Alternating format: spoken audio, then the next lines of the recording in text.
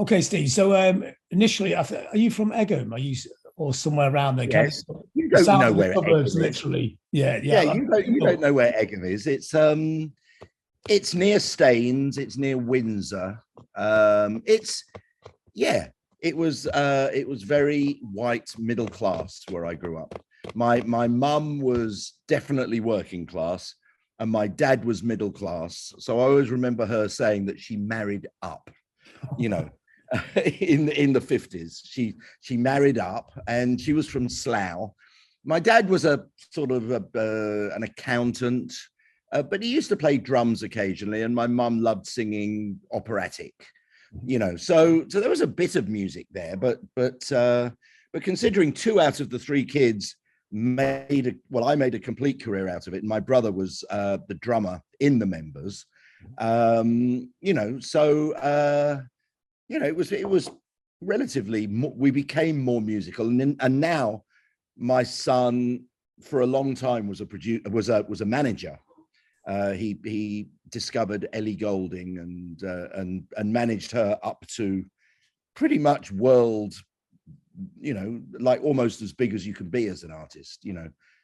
So yeah, I was very proud of him doing that, and yeah. So, I mean, who took the lead in the music thing? Was it your brother or was it you? I mean, who was the first one who became the? I was firstborn. Yeah, I'm the first of three. I got my brother, then my sister, and but it's weird that I very much had the inquisitive spirit to leave home. I left home at 17, and my sister and my brother still live. My sister lives within 100 yards of my mother, and my brother lives within, well, she's dead now, but where she lives all her life. And my brother lived within a mile of her, so they never left the area. But I was gone when I was 17, only to come home for Sunday roasts and the like. I mean, what was the first music that really got you? Because you're almost the optimum perfect age for pop culture, aren't you? I think so, yeah, because I do remember the Beatles first time round. I don't know if you do, because 6-year age difference can be a fucking crazy big difference, but I remember the Beatles first time round, like the Dave Clark 5, and I remember hitting, Glad All Over, hitting the dustbin lids, or the upside down pots and pans. Yeah. All that. I mean, but I think everyone did that. I don't think there was anything weird. I mean, school was completely pointless. I mean, I was just one of those people who didn't care about it, and I just was a dreamer. I had no idea what I was going to do, but I wasn't scared. So I didn't think being good at school was ever going to make me better in life, because I didn't have that realization. I mean, it was just like I was in the clouds all the time, and of course drugs came at age 14, and alcohol, and all of a sudden I had a personality, and I had and the little boy suddenly had a little bit of, and also, you see, with a name like Lillywhite, it was fucking really bad. I was ridiculed by everyone at school, and it wasn't really, and I mentioned drugs and alcohol because that was a big part of my life for a long time. But also, when I picked up a guitar at age 14 or 13 and joined the band, the school rock band, then I got a few cool credits, but I was really not the cool guy at any point. You couldn't go to my my class photograph and there would be, who's that? Oh my, I was just I managed to just about get to grammar school, but in the grammar school, I was always 37th out of 40, and I got, well, I got 4 O levels first time, which was not enough to get into the sixth form. So I then did second lot of O levels, And so I did a second year fifth, and I didn't get any more. So the headmaster said, "You don't really want to be here, do you?" I said, "No, not really." So I left, and my dad, who was one of those slightly distant men of that era, I think he was 26 when I was born, so he was born in about 1930 or 29, something like that. Very distant, very nice man, but very distant. And he managed to, long story short, I managed to get a job in a recording studio. I mean, that's an interesting choice, isn't it? I thought, I mean, if you're in the school band, at what point did you give up your idea of being in the band, the rock star? Well, it wasn't, I didn't want to be a rock star, even though I was, I think, considered quite, well, I was a bass player. And my hero were the worst bass players in the world. My favorite band, John, was a band called 10 Years After, who were like, all they did was play fast. There was no coolness whatsoever about them, but I loved them. Oh my God. And I used to sit there practicing playing fast bass lines, not thinking, was it good for the song or anything, just playing lead bass. And what's wrong with that? I think that sounds perfectly fine. But was that very much your kind of music then? That the tail end of British blues boom. Yeah. I remember the blues boom. I used to, you could be slightly defined by the sort of which of the three music papers did you read? If you were an NME, you were more on the sort of cool for school gang. If you were a sounds reader, you were more on the heavy rock, the heavy metal side. And if you're a melody maker reader, you were a serious music fan. And I felt like more of a serious, I had flares and I had the, it was always more about the music for me than it was about the fashion. As I see with you, Mr. Rob, it is almost equal 50-50, fashion and music. Yeah, well, but for me, it wasn't. Although you do have the same haircut as me. I mean, look, I dream of your haircut. Mine doesn't go vertical. Mine doesn't go up. A little bit of grease, a little bit of time. So yeah. So you go to London and become a tape op, and that's. I mean, that people just don't do that nowadays. So maybe some people watching this wonder because people talk about that to become a tape op, T-boy, whatever. Like John Leckie was making tea on Abbey Road, and you're a tape op locked in a little room. Yeah, my studio was not as fancy as Abbey Road. Abbey Road was it connected to EMI in those days? I don't know. But my studio was connected to Philips Records. Now, Philips Records then became Phonogram Records and ultimately became part of Universal and all that. But Philips in general was a Dutch company, and they had, the studio was right on this is incredible. I mean, just showed real estate values. Our studio was right on Marble Arch, literally on Marble Arch. And it was just like the most prime real estate in the world, and my job was to press buttons, to record, but I wasn't engineering. I wasn't doing the faders. I was just pressing the buttons, and we just got a 24 track. So I never worked the 16 track. I was always on 24 track. And it was good. I mean, but what the great thing was that in the morning, you could have a Val Dunican session from 10 till 1. And then the afternoon session, I remember working with Status Quo, with Roy Wood's Wizard and The Move back in those days, which, I did all the See My Baby Jive. I mean, only as an assistant, so it didn't really, but I got to hear this sort of lovely big wall of sound and how Roy Wood worked with all those, all that Phil Spector sound-alike things. So I really dug that, but it was, there weren't, it wasn't a hit factory by any means, but the studio had to be there because there had to be a flagship studio for Philips. So it didn't need to make money. We had 11 or 13 full-time employers. It was a recording studio that had 3 tech guys, 3, and it only was one studio. It was a one studio complex, but we had 3 tech guys who all left at 6 o'clock every evening to go home to Penge. So it was that sort of old school clock on. So it was. Did you have to wear? Yeah. Always.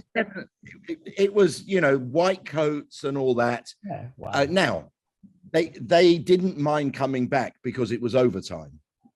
But if you had a problem at 9 o'clock at night, none of the 3 would be in the building. You'd call them and then they'd have to get on the train, or they'd get a taxi, which was even better, which was all charged. And, so that's how it was. And I was very lucky that the weekends, my boss allowed us to take in our own artists to practice engineering, because unlike normal corporate sort of structure, a recording studio structure is very simple. You've got you've got an assistant, you've got an engineer, and you've got a producer. This was how it was in those days. And the gap in the possible financial things between all 3 was just crazy. I was on £18 a week. The engineer was probably on £50 a week, and the producer could make millions. But you'd all be in this same room talking like you were the same person, And what do you think, Steve? And I was always like enthusiastic young boy, always wanting to make tea, always wanting to do more than just press the button. I was curious. I've always been, I've always loved people and been interested in how they operate. I'm a bit nosy. It's a real, I think it's a family trait. Yeah, but being a producer is that's a really key part, I think. Yeah, I think actually, and I've said this before, but my personality really suits my job. I mean, back in my day, it's not my day anymore. I mean, it's like what we're talking about is a completely different job.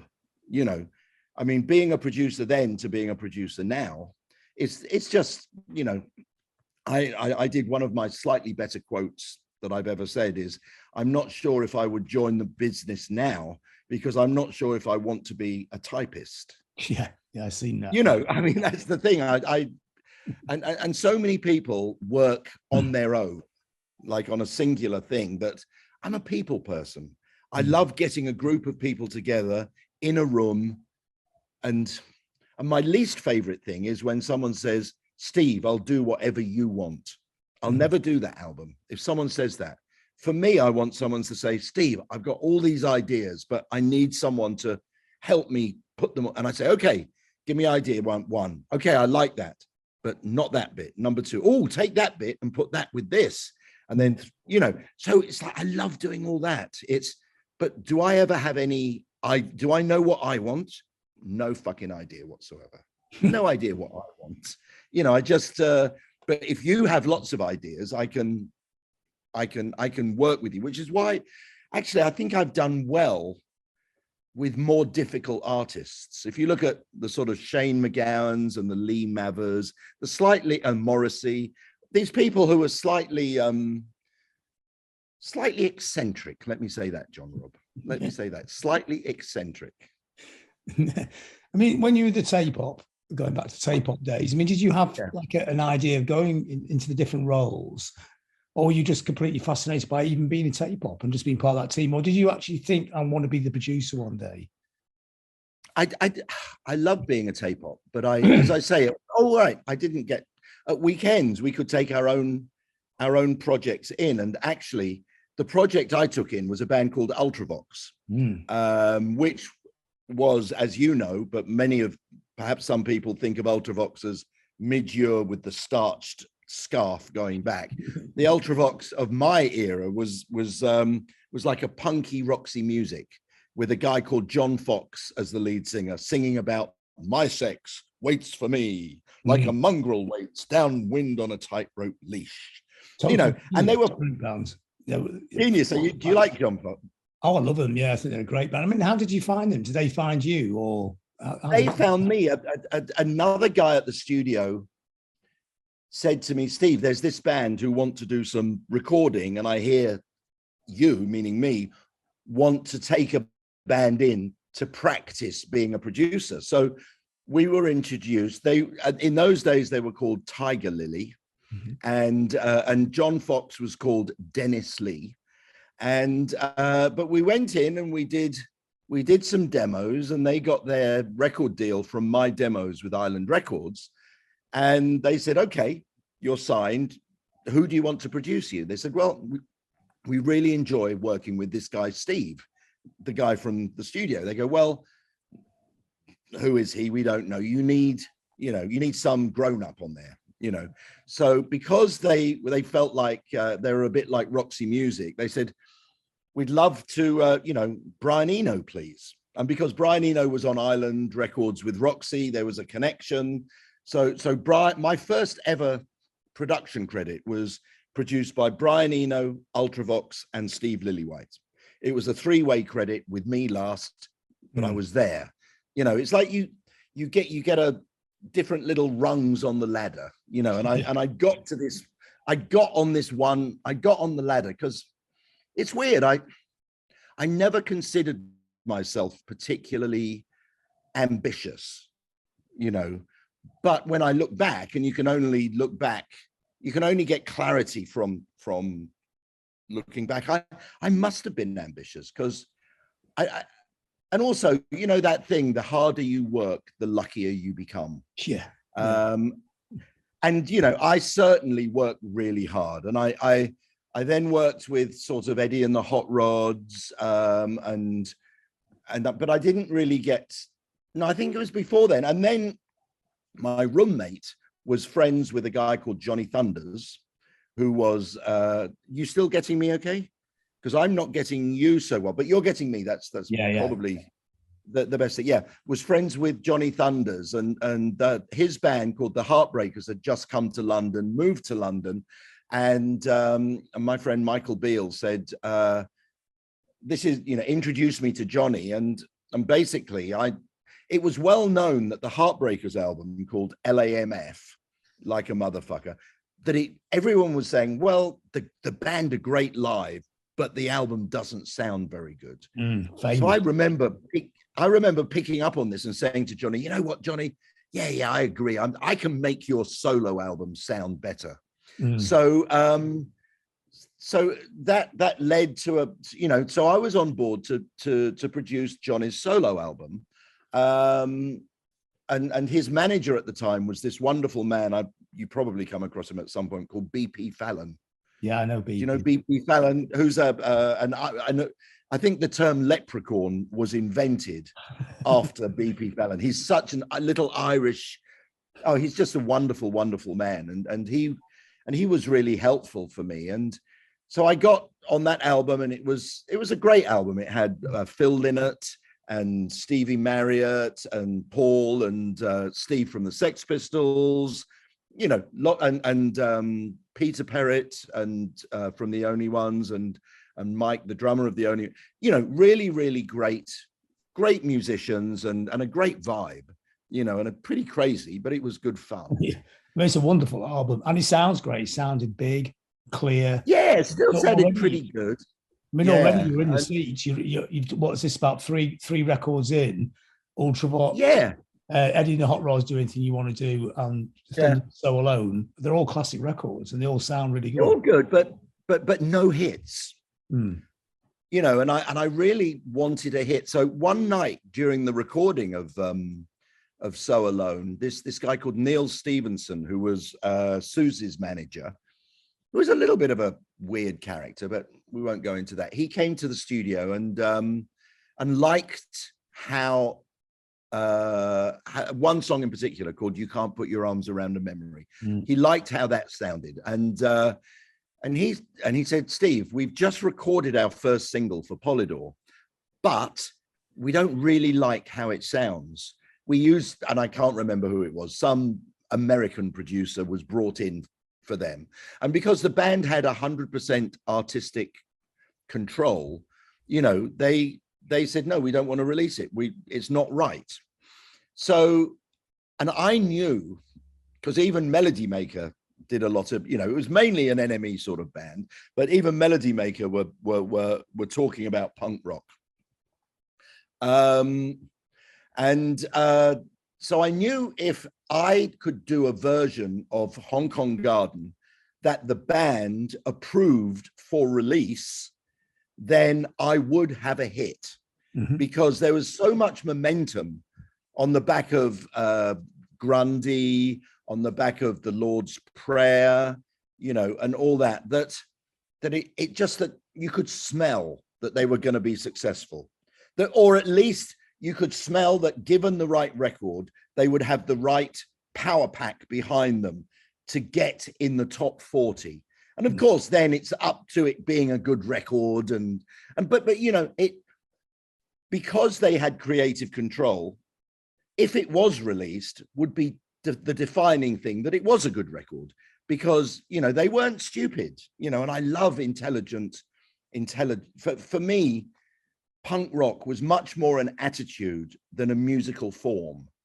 You know, the attitude was great, and I still adhere to that principle now of not being complacent and not, you know, and stuff like that. But for me, as a musical art form, most punk rock was like most art, you know, was not melodic, and it wasn't and it didn't work for me. But Siouxsie for me was like, you had the two things that can really turn a good band great are the vocalist and the guitarist, you know. And I mean, to be honest, yes, drums are definitely a big part of it, and the bass, yes, they are. But if you just have a traditional rock band, what are the things that you hear? Really, you hear the voice and you hear some melody, and that normally, unless you're Joy Division, which it comes from the bass, comes from the guitar. So I absolutely fell in love with Siouxsie and the Banshees, and doing, which is why I have to say, if Kenny Morris, you're ever listening to this, I loved your interview with John. I thought it was absolutely great, and you were so gracious to me, and I got very, very emotional watching you, Kenny Morris. Anyway, I'll just say that. Yeah. But what's amazing about that record is that it sounds like a whole new. You talk about, you know, the way a traditional song to sound good, but it sounds to this day like a completely different type of music, you know. So I mean, obviously the band have their sounds, but what are you bringing into this? Because it's like a rock record that doesn't sound anything like a rock record. It's a game changer. Yeah, well, you know, I mean, all of us were doing it with heart rather than technique. I mean, that's what it all was, right? In those days, it was all little scared children putting on this big display of bravado to try and cover up the fact that we were little scared children. Yeah. You know, and I was just the same, you know. But what you got in Siouxsie and the Banshees, you got a singer who was just, I mean, I was listening to the Scream the other day, and I have to say, I found, if it sounded like anything, I weirdly got a little bit of Grace Slick from her voice, you know, from Jefferson Airplane. Yeah. But in terms of the guitar playing, yes, you hear it and you can think people like The Edge and other guitar players, but of course, John McKay came before all these people. So it was like, of course, he was the innovator. And people like, you know, I mean, Edge, I don't know if he listened. I mean, yeah, you listen to the beginning of Jigsaw Feeling, and it's like the beginning of I Will Follow from the first fucking U2 album, you know, almost identical. It's and the bass is in the same place as U2, so they definitely use that as a template, haven't they? Yeah, absolutely. So it was, but look, anyway, I had a hit, and that was fantastic, because it's, you know, for a producer, it's like a catch-22. You know, how do you get the hit without the work? How do you get the work without the hit? You know, you need one to get the other. And all of a sudden, because of punk rock, I always felt like it was this wave that I surfed on and managed to get on this you know, I always say punk was full of bands who couldn't play. So what better than a producer who couldn't produce? You know, I mean, that's, but it wasn't quite like that. But I always felt that I loved the attitude. That's why, you know, I didn't do more of the screaming type artists, you know, and like in rock, I never did heavy metal. You know, I virtually never recorded any song that has power chords. I don't like power chords. You know, power chords for me is like when the guitar player is just going, no, I mean, that's why when XTC asked me to produce them, I went, oh my God, you've got these two guitar players who are doing these weird, crazy offbeat things. And it was just fantastic. So I really treated success as, I think, you know, a lot of people only have one or two hits and they don't last for very long. And I tried to analyze this. And I think one of the reasons I managed to keep success longer than most is that when I had success, I was just such a fanboy that I thought, oh my God, now I've had a hit, I can work with the best people. You know, it never became, I've had a hit, now I can make anyone successful. I never felt like that because I was always this little boy inside, you know. So it was like, oh my God, I'm a fan. Now I who else, you know? And so, you know, I very quickly in 1980, I was working with Joan Armour Trading and Peter Gabriel, you know, only because I didn't want, you know, because once A&R people are strange characters, you know, when you have a hit with one sort of artist, they just want you to work with all the bands that sound like that one artist. And it's like, why? I don't want to do that. You know, for a start, if I want to work with anyone like, say, U2, I'll work with U2. Why work with someone else? Yeah. You know, so it was, I wanted to do different stuff. But I wanted it all, for me, the term genre and all that has all come about in the last 20 or 30 years. You know, back in those days, we didn't think about genre. We just thought about if it was good or not. That's how I thought about it. You know, is this music good or is this music shit? You know, because when you're young, you're very opinionated. As you get older, you can, you know, you can appreciate the sort of, you go back, yeah, you can appreciate everything a lot more and you become more happy with life, you know, but in those days, not so much happiness, more about,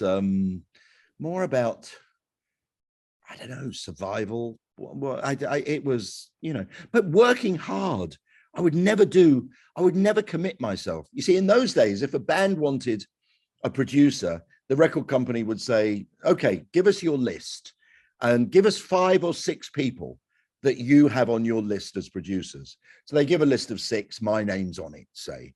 So on that list already, 2 of them can't do it. Well, 2 of them say they can't do it.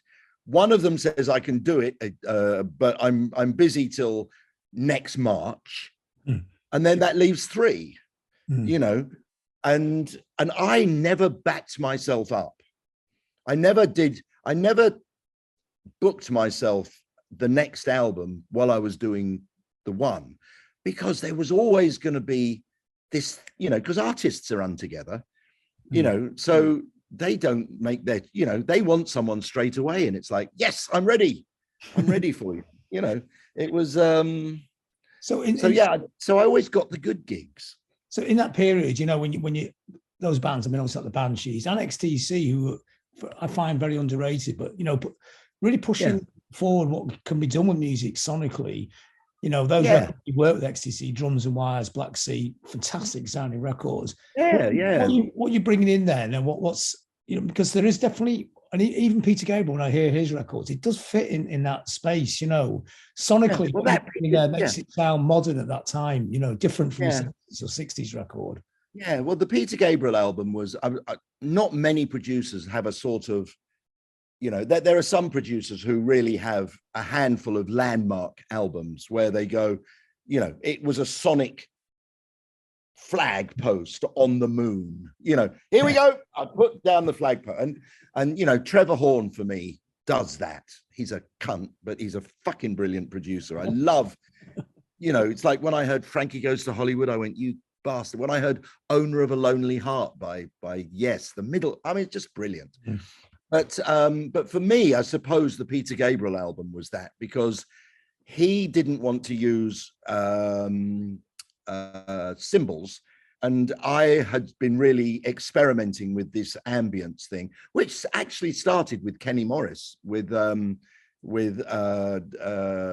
first Banshees album. When you listen, you can hear elements of this gated room sound, big compressed room sound that I did on the Banshees. Now I didn't get it. Steve, this is a really important part actually. So this is the beginning of that really the big 80s drum sound, isn't it? And yeah, I was, you know, I had a lot to do with that. Hugh Padgem kind of claims, I mean, everyone's claimed, but it goes back to Kenny, which I would love that to be underlined.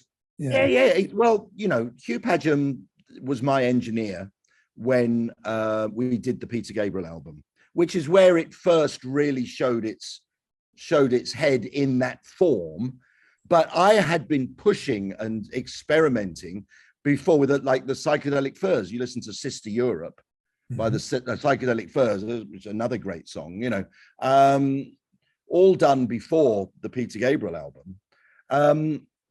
So it was, yeah, you know, Peter Gabriel's claimed it, Hugh Padgem's claimed it, and I've claimed it. But, you know, at least my claim has some roots from before it happened. Hugh Padgem was just a staff engineer at, you know, he could have done it any time before he worked with me, but he didn't. So, I mean, I'm not saying anything. I mean, he's a lovely man, but you know, we all, it was just one of those alignments of things that, you know, and Peter was like of that ilk, saying, go on, if you tried to take it to a certain weird place, he'd go, great, do it more, you know. I mean, he was just a fearless, you know. That's what I love about some artists, when they're fearless. You know, I think you have the ability for the extraordinary when you're fearless.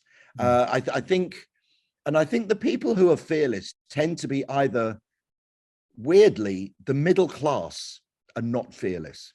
The truly fearless people are either working class or upper class, mainly because the working class have never had anything, so they don't care if they lose it because they've never had it, so they can be fearless.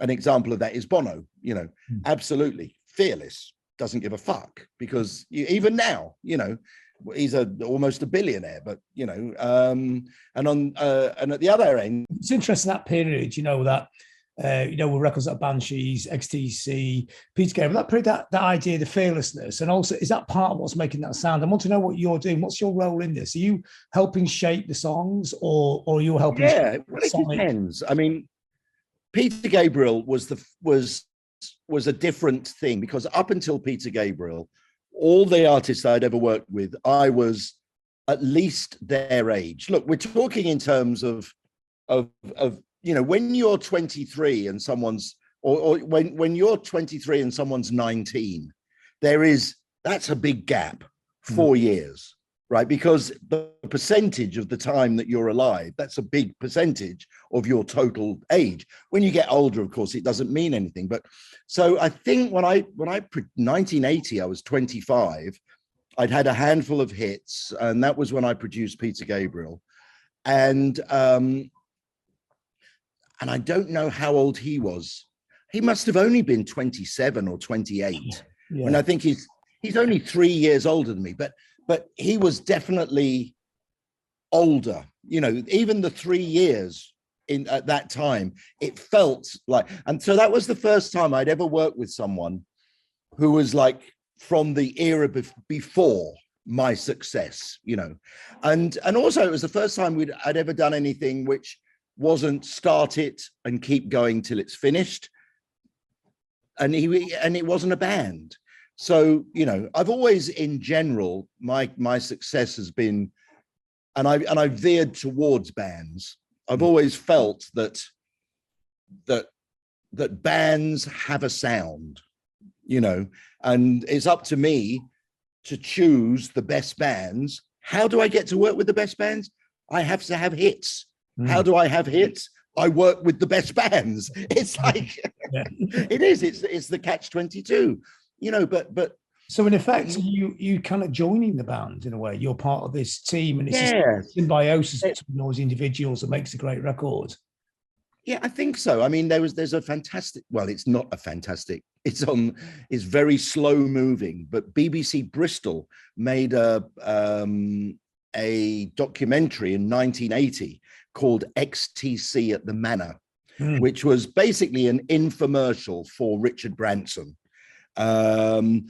But it was a weekend of us pretending to record a single. We did record it, but it was not actually the version that was released, although it turned out pretty good. A song called Towers of London. And it was there that I was talked about as being the fifth member of the band is producer Steve Lillywight, you know, and it flashes to me, and my voice is quite plummy. It's quite weird. There's only one, there's one copy that was saved, which is very bad quality, but it's on YouTube. Yeah. So what's that? I've seen it. Yeah. Oh, really? It's like watching paint dry, but it's great. I mean, Andy Partridge is just, you know, he's just such a genius in those days. Incredible. But yeah. So what were we talking about? It's just actually what you're bringing into this process. Yeah. It's definitely if you listen to XTC, I mean, I love the first two albums, but when you're there working with them, the sound changes quite a lot. I know the band's changing, but what you bring because they got two guitars instead of guitar and keyboards. But the drums, you got the big drum sound, and the melodies are changing. I always say that XTC were probably the easiest records I've ever made, because, you know, they would come in, all the lyrics would be finished, all the arrangements were tight and crisp. All I did was we recorded it well. I did some sort of dub effects and you know, sonically did a great job on making a good recording. So that was relatively easy. Other bands at the same time, say, you know, Psychedelic Furs, for instance, who, you know, I think even now they've lasted pretty well, you know, and I have to say my version of Pretty in Pink is definitely much better than the version that ended up on the movie. Well, according to the band anyway. But yeah, so that was a different thing, because their tagline was beautiful chaos, you know. And so with them, it was like, it wasn't as tight. So it gave me a little bit more room to sort of be creative within the process. You know, the worst thing is a producer who puts his ego on the record, you know, and in a way I did with drum sounds. That was the thing that I sort of felt quite confident in doing on those records. But, you know, I did an album in about 1985 with an American singer-songwriter called Marshall Crenshaw. And I did that drum sound on his record, and it sort of ruined it. I mean, I don't know if it ruined it, but it made, I had this realization that, like, oh my God, my ego was just rising up. It's like, this is what I do. If I ever think I know what I'm doing, and by definition, if I say, this is what I do, I know what I'm doing. If I ever think that, I'm not as good as just being instinctively reacting to the situation, having my antenna always like ready to react to what's happening. I think that's very important, you know.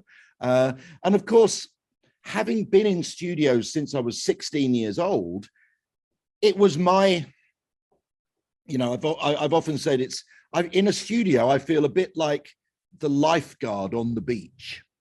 You know, I mean, I'm the alpha male. on the beach, the lifeguard is the alpha male. He's got the body. He's like the girls all love him. Look, I'm not like that. But in a studio, I just acquire the sort of, okay, guys, I'm the boss. Let's not the boss. No, I'm never the boss, but I'm the sort of you know what on the U2 album, and it's really funny because this is me really on the U2 book.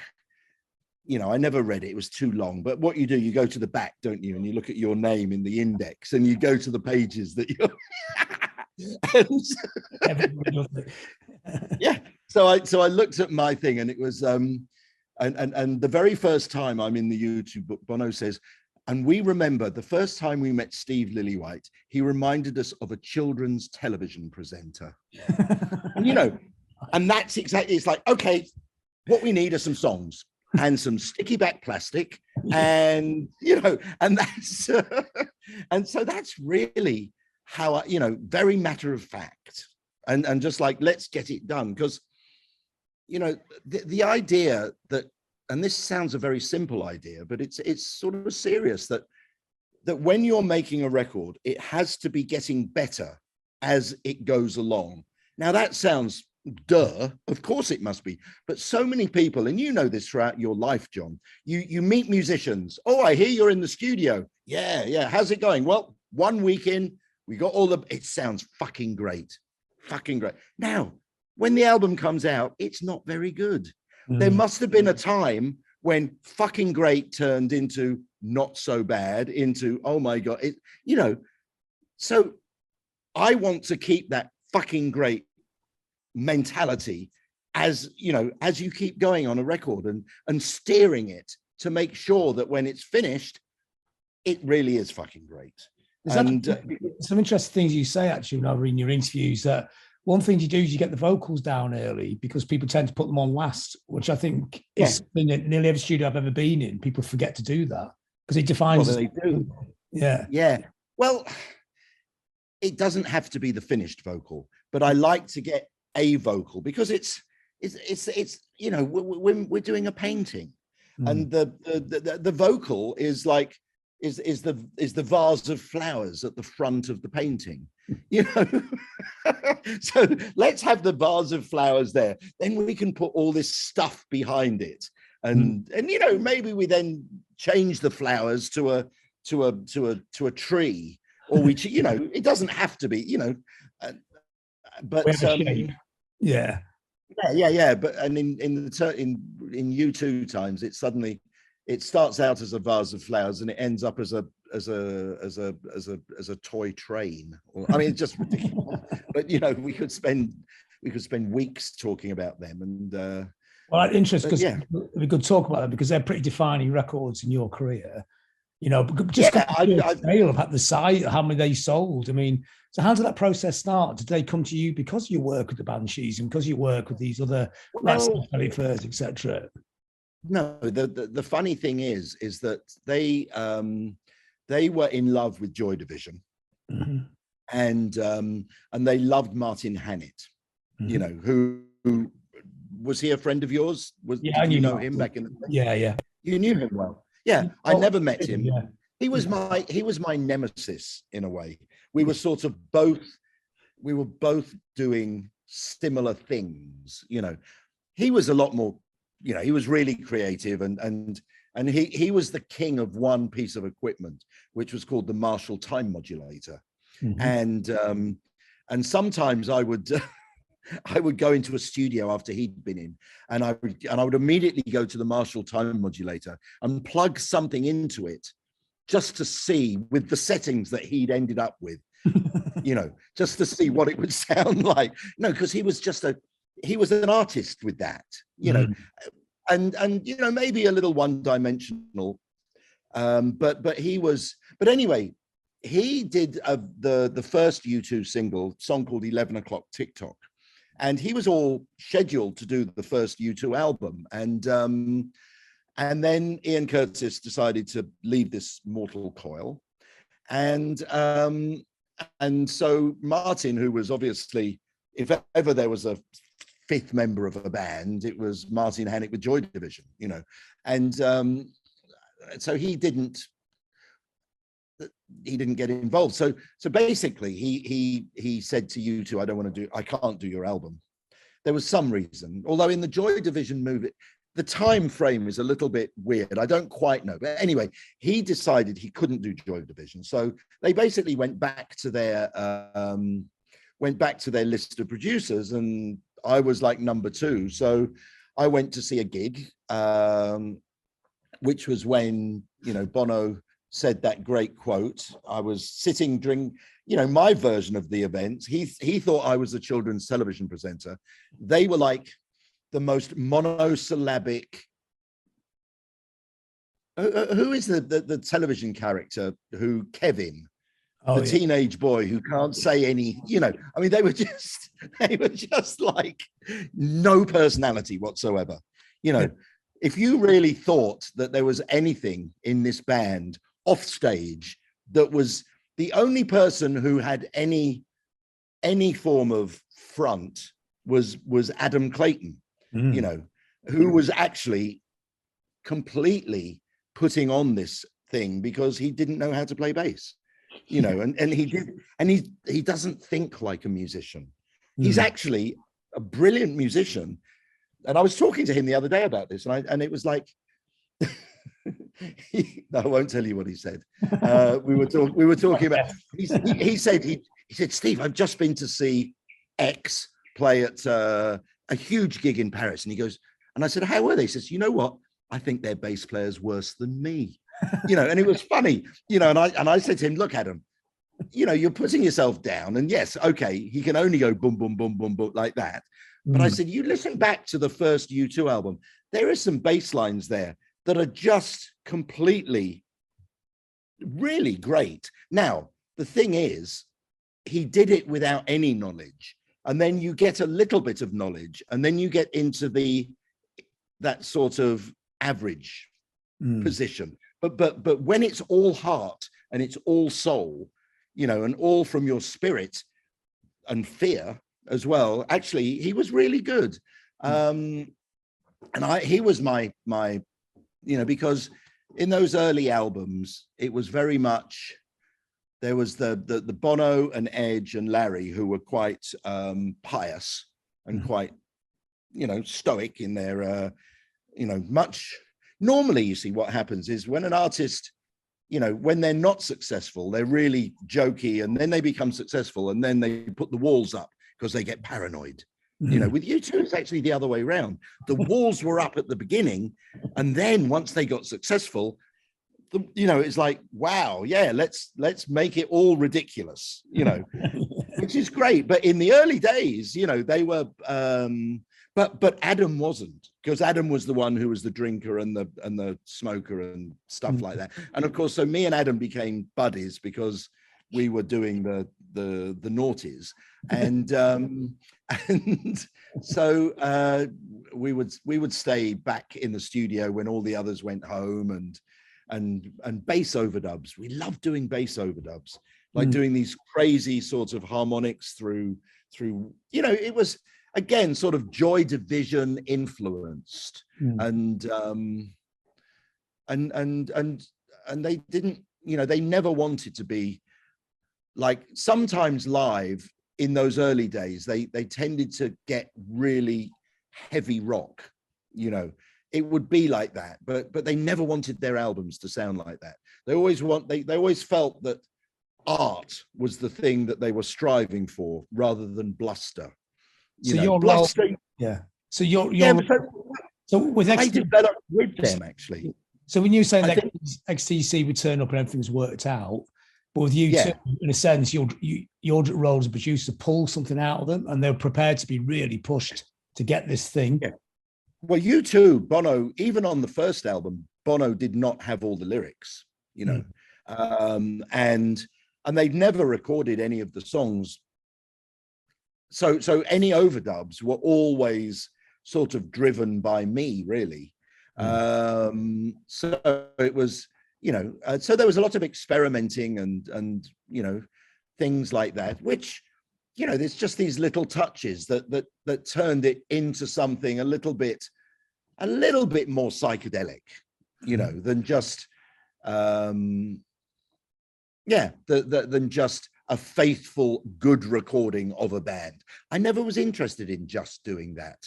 You know, I suppose a faithful, good recording of a band, the closest that I ever did that was with XTC, because that wasn't much else needed, to be honest. They were just great. But all the other bands that, and then with the Peter Gabriel and with the Joan Armour Trading, that was much more experimental, and Peter would never write his lyrics until, and Peter Gabriel album took 6 months to make over a period of time, because we would do 2 weeks and then have a month off, then 2 weeks and have a month off. So it was much more like the first time I'd done something like that. I mean, so with you too, was it in a way trying to pull the magic out of them? It was in there, yeah. But there was magic in there, but they'd never been in a studio before, and they were, they were very dour, very, very, as I say, they because of their religious, and it's well documented that after the first album, they came off tour and they were part of this religious offshoot from Christianity that some might call a cult. And basically the leaders of this religious offshoot did get, were sort of guilty, felt jealous that the band could become famous. So it was like, they were going, what's more important? You should be here with the they were jealous. That's all it was. You should be here with us. You shouldn't be going around the world. And of course they were Bono has always been more impressed by spiritual people than he is by rock stars, politicians, even, I mean, politicians, yeah, he likes politicians, but a religious politician, he absolutely loves. He loves all those. Even he's fascinated by the evangelical as well. Although, to be honest, he doesn't like the pomp and the and all that of the traditional Catholic churches. He's much more at home in a shack in Alabama, singing the blues with that form of Christianity than he is in the pomp and circumstance of the Vatican. He feels more at home, but he loves all of them. I mean, that he really does. As he said to me, he said, Steve, why not get a blessing? Get a blessing from these people. What could go wrong? It's worth it. I was always fascinated. And there's an interview you've done about this as well, where you talk about, the Bunnymen, obviously, they had the thing, didn't they? I mean, Mac's got an amazing voice. He looks like a star. And you two didn't really have any of these things, but somehow they managed to make themselves the biggest band in the world. And I'm just trying to work out how they did this and what roles everyone did this and how much was your part in this. I think there's a big part. Look, you can't run a parallel universe, can you? So, I was part of it, and I'm very proud, and I'm not being big-headed, but I think I allowed them to develop. But also when you look at, when you look at the Bunnymen, or the Bunny Rabbits, as we used to funnily call them, Mac was, if you put Bono and Mac together, Bono's this stumpy little fucking 5'5", big nose, and Mac has the big lips, but Bono was humble. Weirdly, saying Bono being humble, that's a weird thing to say, but in those days, you compared him to Mac, and Mac, and they knew that America was more than just New York and California. They knew the heartlands needed to be taken state by state. Now, the Bunnymen would go and do these gigs, but they wouldn't give a fuck, because they would be out every night getting fucked up. They would, so maybe some gigs they took their eye off the ball, Whereas U2, you know, because they didn't do the groupie drugs crazy thing, they would, you know, they made sure that all their gigs were, you know, were good. So it was the longevity of it. And I think because they weren't good quickly, you know, I mean, they had to try, they couldn't even get to an 8 out of 10. I think Egham and the Bunnymen could get to an 8 out of 10 with their songwriting very quickly. So they would stick at 8 out of, U2 would be 5 out of 10. So they would push from a 5, and sometimes it would go ding up to 10, you know, but so, you know, it was, it's interesting to say that, the idea of the push, because when Brian Eno comes aboard later on, there's a great quote somewhere that you say that they got Brian Eno in because he hated the band. And it's actually, that's quite interesting, isn't it? It's they beat themselves up basically to drive themselves get to the 8 out of 10. Yes. Yeah, exactly. Because they, you know, for them to get to 8, they're not good enough to get to 8 out of 10 quickly, you know. So they would, you know, but you know, Brian had a great, you know, his job was really to destroy anything that U2 had. And my job later on became a point of taking all the ingredients. Like I said earlier in the interview, I love when there's lots of different elements I can try and piece together. So, you know, I mean, Brian is brilliant, but Brian doesn't spend all the time in the studio. You know, he's got many other more important things. He's not a meat and potato. He doesn't do the grind. He's more of like, he'll come in and he'll have a day and he'll go into a room and he'll immediately take the drums off and take the guitars off and start it and then put some keyboards on. And then he'll go after that day. Well, what he left doesn't sound like a record, but there are things that he's done that can then be reintroduced back into the song. So you get, you know, you get that thing that a 4-piece band can't necessarily do on their own, you know, because he hates the 4-piece band, and he always has done. You know, he's always hated that music. So by that, you know, you get a different look at how things are. So my job sort of became a lot more like Red Adair later on in their career, you know, where I would come in and pick up the pieces a little bit and help. So in a way, your part of your job is from the wreckage, you find the choruses and on that. Is that part of it? Or, I guess it's different for every project, but it is different. It's different for every project. Personally, I like to do as little as possible because, and how do I get to do as little as possible? I need to do great records and work with the best artists. I have no ego.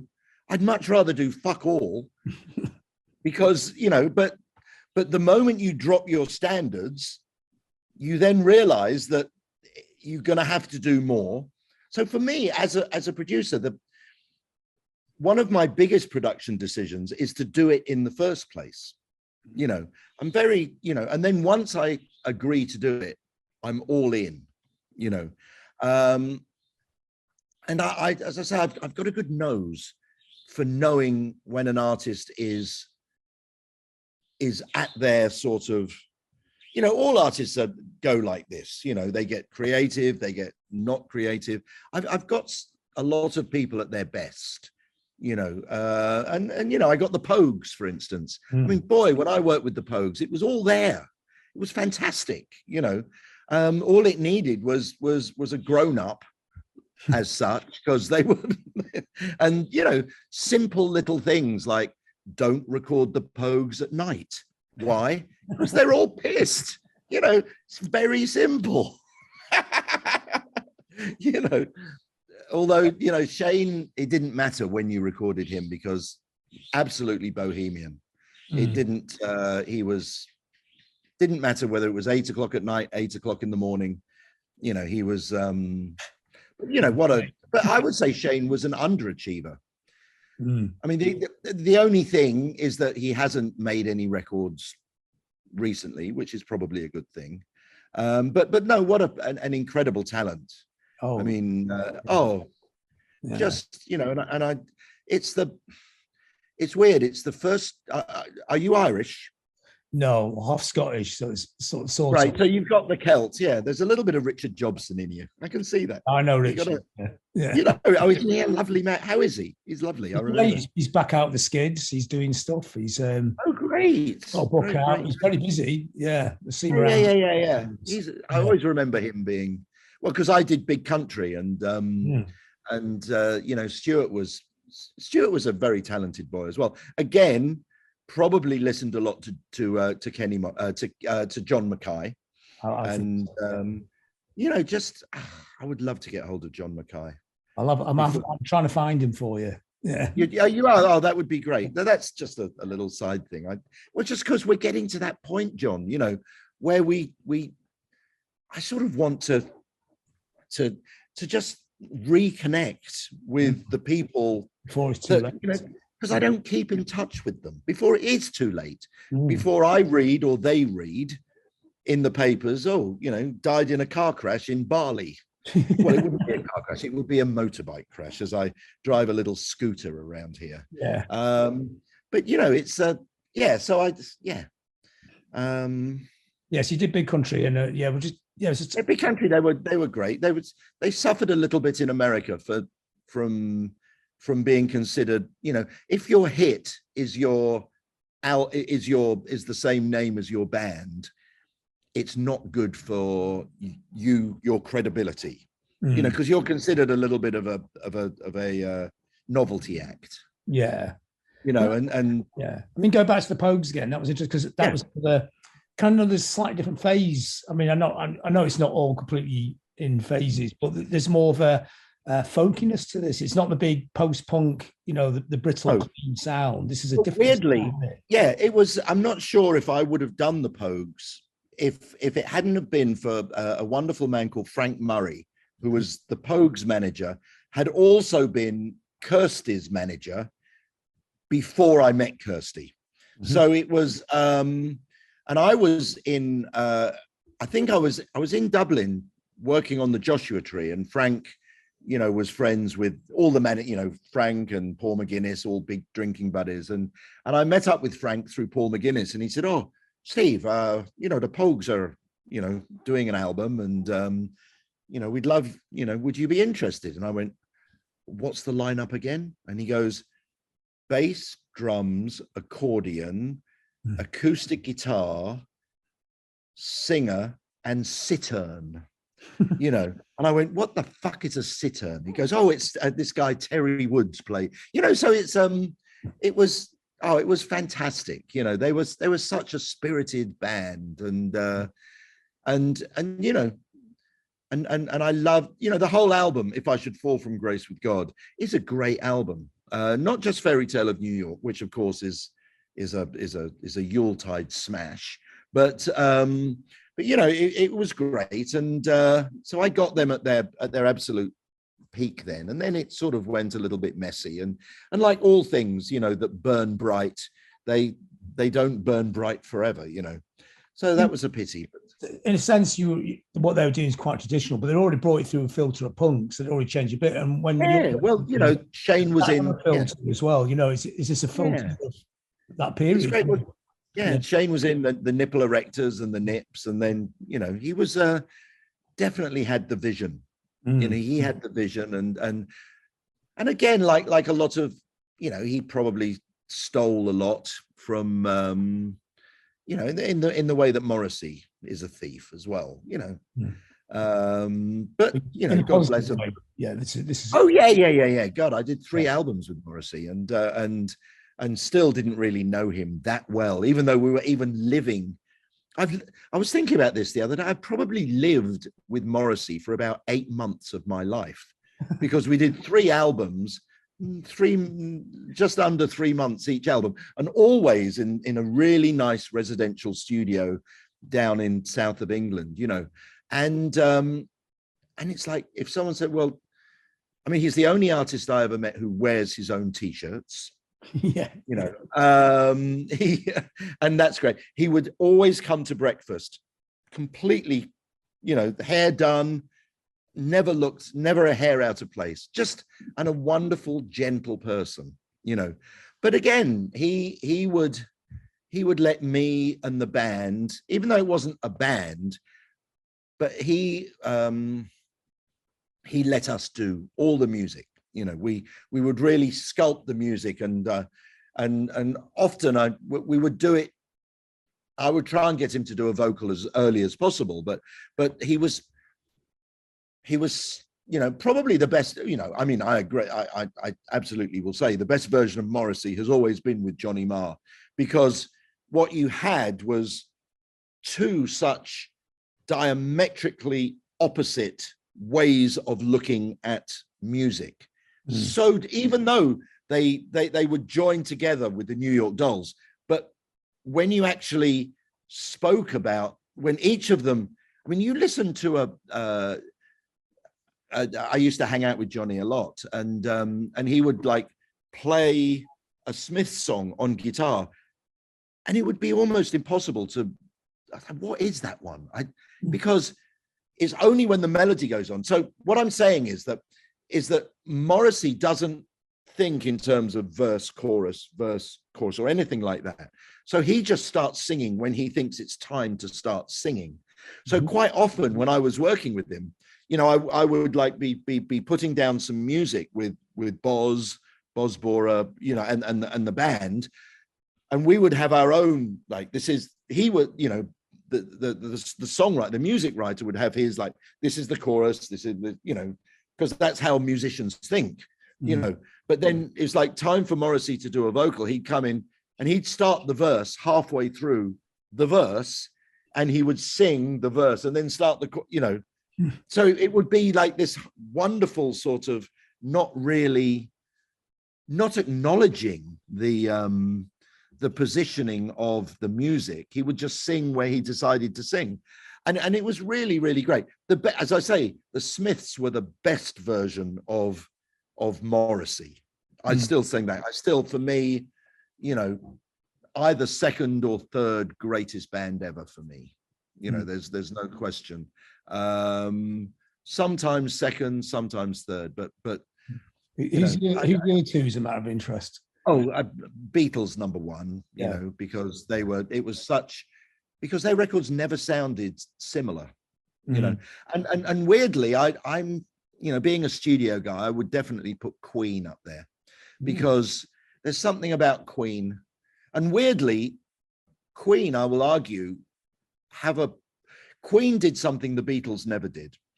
Queen made records for stadiums, you know. The Beatles never wrote a song for stadiums. So you will never really hear a Beatles song at a sports event, you know. So the Beatles, in a way, almost feel like a little bit more of this little art project now, whereas Queen have got this sort of We Will Rock You, Radio Gaga, you know, Bohemian Rhapsody. They are these big things, you know, and maybe we live in a world of great big things. The Beatles never had great big things, you know. They had beautiful, wonderful Strawberry Fields Forever. I mean, just brilliant, beautiful, groundbreaking music. But one thing they never did, and maybe it was a good thing, you know, was that they never, because they never played live, so they never felt that, you know, because they split up before the stadium decade, before sound systems. Sound systems enabled artists. Again, this is the technology leading the art form. Without the technology of huge speakers in stadiums, you would never have got We Will Rock You, because there would have been no reason to write it. I mean, you know, interesting we talk about these. I'm just thinking who your favorite producers were. You know, would George Martin be in there, or would it be completely? Would it be curved? No, expect. Or? No. Well, for me, as I say, Trevor Horn is my hero. Just because there are times, there are little moments that have just been spectacular. That I absolutely sounds amazing, doesn't it? Oh yeah. And I remember back in the day, you know, word was that Frankie Goes to Hollywood booked the studio I did Morrissey with. They were in there for 2 weeks, and all they did in 2 weeks was record someone jumping into the swimming pool. And we would, you know, we'd have a little sort of titter thinking, oh, that's all they did in 2 weeks, you know. But when you listen to Relax in that middle section and you've got the sound of jumping in it's just, you know, it's just brilliant. And, you know, so there's always these little things in Trevor's records that, you know, slave to the rhythm. And as I say, Owner of a Lonely Heart is just, you know, I was a huge prog rock fan before punk came along. And I loved Yes, I loved, you know, and I loved Owner of a Lonely Heart. It was just, oh my God, just so brilliant. But but Trevor Horn, and when I was growing up, it was Phil Spector, you know, because I loved that sort of big wall of sound that I suppose I subconsciously tried to emulate, even back in those early days with the Banshees. It was this sort of big muddy wash of sound. Well, no, I think it's big sounds, but it's got a lot of bass in it as well, which maybe which I think is your trademark. I can hear your sounds